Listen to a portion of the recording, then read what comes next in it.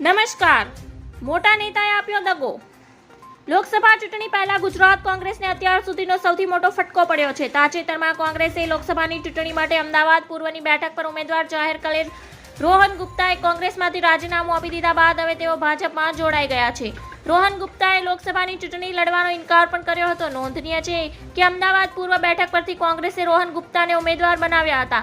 આ તરફ જાહેરાત થયા બાદ ચૂંટણી લડવાનો ઇનકાર કરી કોંગ્રેસમાંથી રાજીનામું આપ્યું હતું.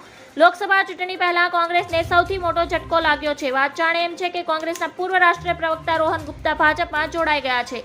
આ અગાઉ 22 માર્ચ રોહન ગુપ્તાએ કોંગ્રેસમાંથી રાજીનામું આપ્યું હતું. હવે સમાચાર સામે આવ્યા છે કે રોહન ગુપ્તાએ ભાજપના દિગ્ગજ નેતા હરદીપસિંહ પુરીના હસ્તે કેસરિયા કર્યા છે. જ્યારે કોંગ્રેસના રાષ્ટ્રીય પ્રવક્તા રોહન ગુપ્તાએ કોંગ્રેસમાંથી રાજીનામું ધરી દીધું હતું ત્યારે રાજકીય ગરમાવો આવી ગયો હતો. અમદાવાદ પૂર્વ બેઠક પરથી કોંગ્રેસના ઉમેદવાર રોહન ગુપ્તાના ચૂંટણી લડવાનો ઇનકાર કર્યો હતો. ધન્યવાદ.